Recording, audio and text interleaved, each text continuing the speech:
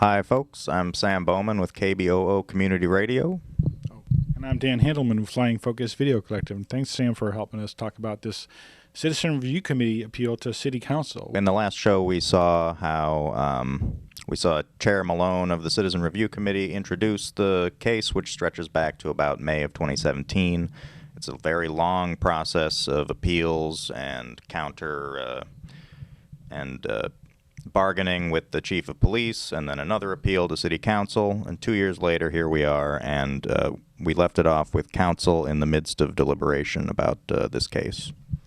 Right, and the appellant is named Kristen Bowling, not to be confused with Kristen Malone, and she's the one who says that Officer Parker retaliated against her for taking photographs of his armored vehicle and making a face at it when he was driving into North Precinct. We cut off last time with Fritz talking about giving a citation to, whether it's normal for cops to give a citation to somebody just to talk to them. How many times he has issued that citation before? I can answer that. I can't answer the general number of how many that are issued. He has issued that citation before, and that is in the record. Do you know what the number is? It is either one or two. It is at least once before this one. My question really has to do with Officer A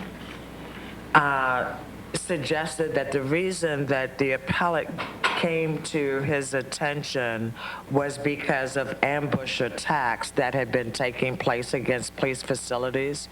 Do we have a history of, excuse my term, middle-aged white women ambushing police stations, either in Portland or nationally? Not on the ambush end of it, but I believe it was a white female and a white male who were destroyed police vehicles at North Station. So that was another one of the, other than the ambush end of it. So I do not know the stats of the ambush end. And so was the camera that was being used visible to the officer at the time that the officer rode up? Officer A rode up in his mega vehicle. Was the camera that the appellant was using apparent at that time? We both had our cell phones out at the initial contact, yes. If it is in the record that someone is looking to get somebody's name, and the way they're going to do that is by issuing a citation, is that what you are accustomed to when CRC is reviewing complaints? I mean, is that normal, I guess, is my question? We haven't seen these facts before. I think that you're describing the feeling that CRC got, which was seeing somebody filming, wanting to know their name, deciding to issue a citation for jaywalking that probably otherwise wouldn't have been issued was the thing that caused us some alarm. And I think that we were alarmed that his first thought was not simply to have a conversation. A person walking down the parking garage in military assault uniform filming me saying, "What are you doing?" was a little alarming. He has no badge on. Obviously, I assumed since I had seen the other officers in their camo that that's who he was. So we exchanged a few sentences, and like I said, I was ready to leave.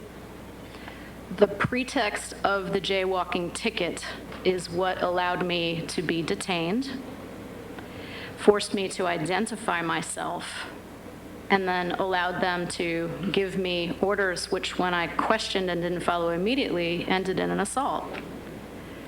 They asked me for my vehicle registration for a vehicle that they had not seen me operate as well, and that's the only point that they conceded. I said no, and that one was dropped. It was very clear to me that the jaywalking ticket was a pretext to get all of this other information about me, find out if they had anything else on my record that they could use, and scare the hell out of me so I wouldn't do this again. You had indicated in your testimony that all of the choices that you made were legally protected. But you were issued a citation, and a judge agreed that that citation was issued as a result of a violation of the law. Do you dispute that? I do, and actually the traffic violation is in appeal with the state of Oregon. So now we're about to hear Wheeler kind of call back to a speech that the appellant made previously in the hearing. And the appellant in that speech sort of took time to air some concern she had about the system and to point out her own white privilege and her ability to even appeal as being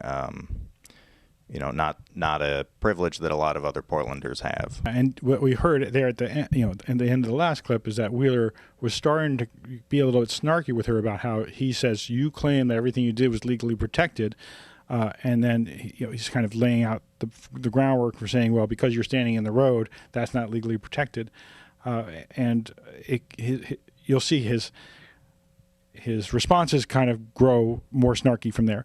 We only cut a few seconds out of the appellant's speech, which was very long and very eloquent, but we're trying to stay focused on the police misconduct, but she did a really good job.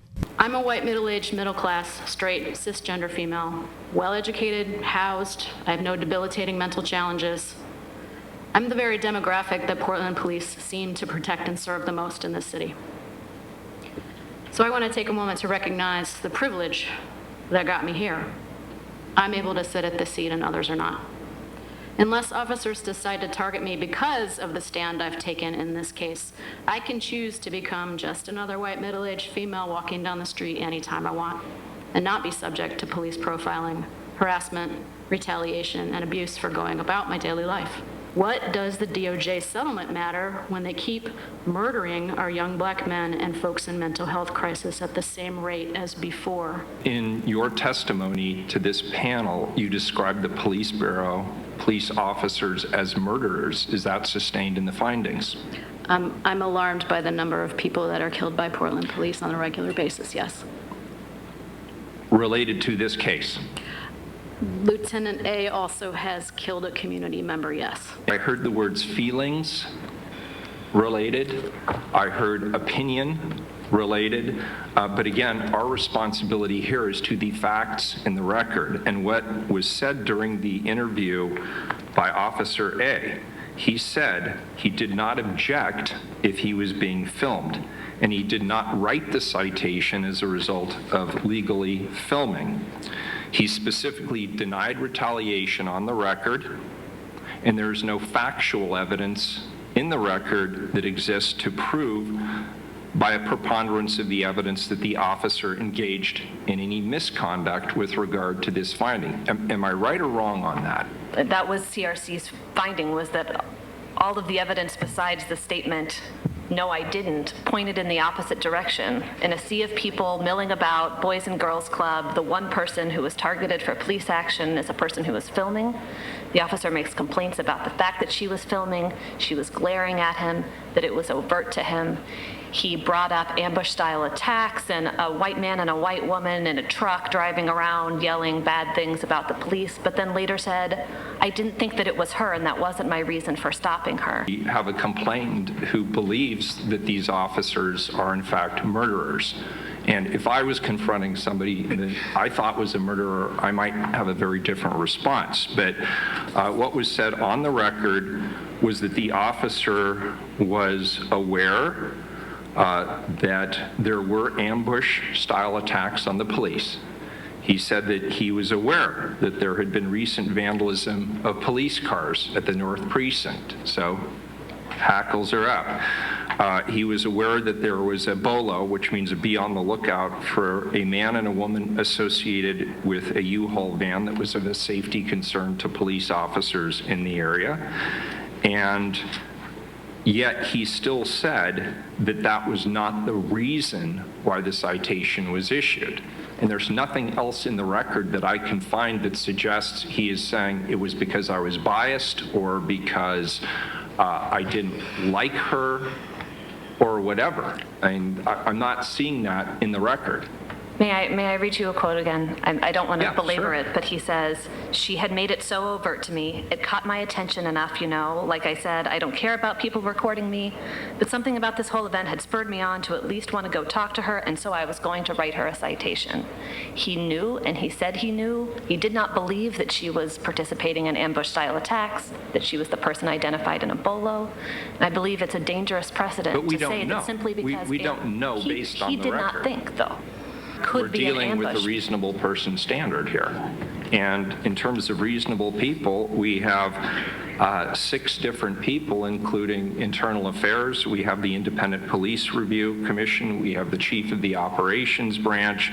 We have the lieutenant, the commander, and the chief, all looking at this record. And the chief, I think, has actually been extraordinarily forthcoming. She's said, you know, in some of these cases, she was actually willing to be flexible. But on this one, honestly, I'm struggling to figure out how you can make this leap. I greatly appreciate the amount of time volunteers spend in reviewing cases of alleged police misconduct. And I think that we have to, citizens community members who spend a lot of time reviewing cases, it's important that they use a regular person perspective. I feel that it's inappropriate to set the same standard for community members that we set for professionals. And when people are investigating themselves, of course they believe that they do nothing wrong. I've been in enough of these situations myself personally that I believe that the reason that the citation was given was because it was a retaliatory act meant to diminish a community member's taking pictures, filming, to make that person be fearful of their next encounter with law enforcement. This is the process that we currently have before us, and this is ultimately a question of whether or not the officer was in compliance with the policies and practices and standards. This is, in effect, an HR matter. And there are legal standards and requirements of this body in either upholding the findings or overturning those findings. And frankly, you know, I have a lot of confidence in the CRC. I meet with the CRC on a regular basis, and I think they are legitimately doing their very best. But I'm concerned that we are bringing much broader perspectives to the table and perceptions about policing that go well beyond the narrow scope of this hearing. I think that relying upon the opinion of the folks that you listed, the vast majority of whom are part of Portland Police Bureau, is a false way to look at it. As Commissioner Hardesty pointed out, it's police investigating themselves, and their standard is different than the community. Then we should change that policy. And I'm all for independence. I agree. I'm all for a charter review change. Yep. In many regards, I have my own ideas I'd like to put on the table. But today, this is the process that we must act on. It really comes down to the directive. And I laid out the phrases that are in the directive. It took adverse conduct against me in response to actions that I took, including questioning the legality of police actions in order to deter me from exercising my legal rights. There's 4 pieces in there that are met. So there are 11 allegations in the record here. There were 13 when we started. Right. 2 were thrown out. Right, okay, that's helpful to know that, because I was wondering about the numbers. But then there's 6 that the CRC agreed with the findings. There are 5 where they felt that there was not evidence in the record. And of those, there were 4 that the chief agreed with that. So, no? There were 3 that the chief agreed with, and 1 where we reached a compromise in the conference hearing. And Okay. in those 3 that the chief agreed with, again, all of the people before us had reached the same finding, and the chief and the CRC together determined that that was not a reasonable finding. Yeah, so that leads me to wonder what's in the whole of the record. Now, you said we'd read the whole of the record. Maybe it's a rare chance of occurrence of my staff not putting all of the reading material in front of me or my not looking for it, but I just have a summary. I'm sorry, I need to declare that I have not read the entire record. So there's a lot to chew on from what we just saw, but essentially, you know, like I said before, Wheeler's becoming pretty snarky towards the appellant and saying, "Oh, you think the officers are murderers?" And she mentions that Lieutenant Besner, who's the one that actually gave her the ticket, shot somebody, which was Raymond Guerter, back in 2005, and it cost the city a big bundle. He's cost the city over $1 million in lawsuit, Lieutenant Besner. So, but then the biggest revelation is that Commissioner Fritz didn't read the entire file, so they had to postpone the hearing for another 2 weeks. Point is, she got it by the time the hearing was rescheduled for later in the month, about 2 weeks later, I believe. Well, I think she saw that there wasn't going to be a majority vote above 3 votes of council, so it was just as well that they had to postpone. My motion is that we vote to overturn the decision made in this matter. After carefully reviewing the record and revisiting the officer's testimony, this is the only reasonable choice that I can make in this case. So Thank the you. current motion on the table then is a motion to reject the police bureau findings of not sustained That is as correct. being supported by the evidence. Is that That is correct. Second. Carla, could you please call the roll on the motion? Hardesty? After reviewing the record carefully and revisiting the officer's testimony, the only reasonable choice in this case is to vote to overturn the decision. For this reason, I vote yes to overturn the decision. Daly. While I understand how stressful and even threatening it can feel to be filmed and followed by members of the public, as it happens to me, I'm not wearing a vest or carrying a gun, and I have no legal recourse unless I can prove that I had a reasonable fear for my safety. It's clear the appellant did commit a minor violation of pedestrian law by crossing the street outside of a crosswalk. The question is whether the citation was issued in retaliation for otherwise lawful activity. And in my opinion, given the other individuals in the area were engaging the same or similar behavior without warning or citation from the police, that the appellant did not show disregard for approaching traffic or put herself or others at risk by her actions. It's my opinion that this was a retaliatory action, and I vote aye. Fritz? I really struggled with this because the standard is whether a reasonable person could make this decision. And I have come to know the final decision maker, Chief Outlaw, over the time that she's been in office, and I, in general, find her a very reasonable person. In this particular incident, I don't find her decision or the police bureau's decision reasonable for the following reasons. On page 10 of 11 of the investigative report, officer said the following: he issued Ms. Bowling a citation for improperly proceeding across the highway and did not issue her a citation in retaliation for exercising her rights. He has issued the citation before, according to Site Search, 2 other times, and uses it quite often, but doesn't always issue a citation. Parker lines 700 to 702. When asked why he decided to issue Ms. Bowling a citation as opposed to using his discretion, he responded, "Her interactions the whole time was combative and aggressive with us, and I don't know how to answer that question when it says I didn't use my discretion. I guess I did use my discretion, and I wrote her the citation." That's the lines 924 to 926 on the investigative report. There are others, but for brevity, I cite this particular line on page 17 of 48 of the taped interview of the CRC minute. I would have written a citation, I guess, no matter whether she'd given me an ID or not. It's just one of those, she made it so overt to me, it caught my attention, like I said. I don't care about people recording me, but something about this whole event that spurred me on to at least want to go talk to her, and so I was going to write her a citation for the improper placement on the highway. I mean, to me, it just seems like it's the filming, and I know because of this photograph, I'm going to write this ticket.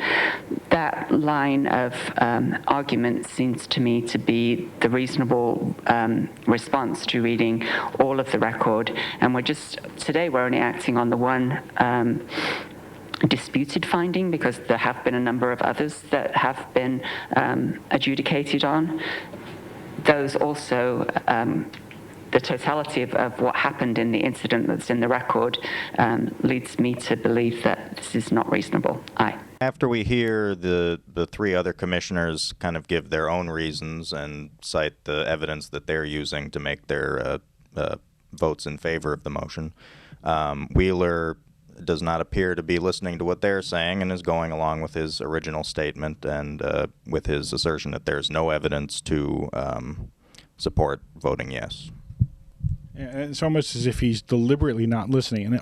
And in my opinion, maybe some people talked to him behind the scenes, perhaps the city attorney's office and or the police association tried to convince him not to try to punish this officer, even though the record shows pretty clearly that the officer retaliated. Wheeler. Well, I've already, I think, lost this one, and that's democracy. And I want to start off by saying I respect my colleagues, and I want to thank the Citizens Review Commission for their hard work and their thoroughness in evaluating this and many, many other issues. More often than not, I agree with the conversations that they bring forward. In this case, though, I have to respectfully disagree. First of all, the officer in this case saw a law violation, per the findings, improper position on the roadway, and the language of the law was attached in the findings, and he had the legal discretion to make a stop, which he did. That's legal detention. And he could do that for the purposes of identifying the person, investigate the violation he witnessed, and issue a warning, either verbal or written, or a citation. He chose to issue a citation.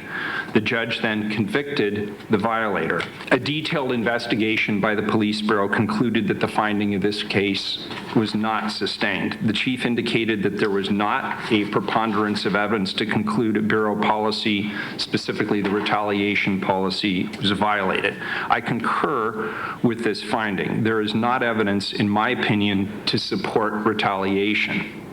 A finding regarding a complaint is supported by the evidence when a reasonable person could make the finding in light of the evidence, whether or not the reviewing body agrees with that finding. I conclude that the chief and the reviewers of these facts do in fact constitute and live up to the reasonable person standard. He said he was aware that there were several film the police people regularly harassing police both at work and at their homes, and in his interview he said he did not object if he was filmed, and he did not write the citation because of legal filming. He also noted he sees her, quote, reaching through the chain link fence and what I assume is taking pictures. And so all of these things were on the officer's mind when he chose to issue the citation. I have also looked at and read and reread this question of the use of "it was so overt." I believe that refers to the jaywalking. And so that may be part of the question here. The CRC's assessment that the reviewing lieutenant was unreasonable in concluding not sustained is, in my opinion, not supported by the legal standard, and that's where my difference of opinion is. The officer acted legally, he acted in policy, and he did not engage in misconduct. Here we hear Mayor Wheeler saying that he thinks that the officers did nothing wrong, and that all the other people he described as reviewing this finding said the officer did nothing wrong. But that is not what a not sustained finding means. It means that it's possible they did something wrong. It's also possible they didn't do anything wrong. There's just not enough evidence. So he doesn't even know what the finding is that he's defending. And so in this next clip, we're going to see Wheeler kind of come to terms with reality, and we'll also see the second vote on whether to to vote yes on a finding of sustained for the allegation. Before I cast my obvious vote based on what I've just said, there's something else I want to say. This is a process that is prescribed by city charter. And I have serious concerns about this process. I have concerns about having a simple majority of an elected city council being able to overturn the police commissioner, the chief, the independent police review, the internal affairs, the chief of operations, the commander, and the lieutenant on what is effectively an HR disciplinary matter. Now, this council has done its duty. This is what we are required to do under the current charter, but this is one more area where I wonder whether this is really a fair or a reasonable process. I vote no. The motion carries. I move that we sustain the finding of retaliation in this matter. Second. We have a motion and a second. Robert, does that meet your legal muster? Yes, the motion is that a sustained finding will be the finding of council. Very good. Any further discussion? Please call the roll. Hardesty? Aye. Udaly? Aye. Fritz? Aye. Wheeler? No. The motion carries. So what we just saw was the city council voted to sustain the allegation that Officer Neil Parker retaliated against Kristen Bowling when he gave her a citation for jaywalking after she was found taking photographs of police vehicles and making a unfavorable face towards him. So that brings up, what happens next, which is that, in theory, the officer is going to be disciplined. Dan? So according to the discipline guide that the Bureau has, that officers should get a minimum of 3 days off. If there are aggravating circumstances, and we talked about how before that he was found out of policy for not giving her a business card as well, I think that could be an aggravating circumstance. So it could be longer than that.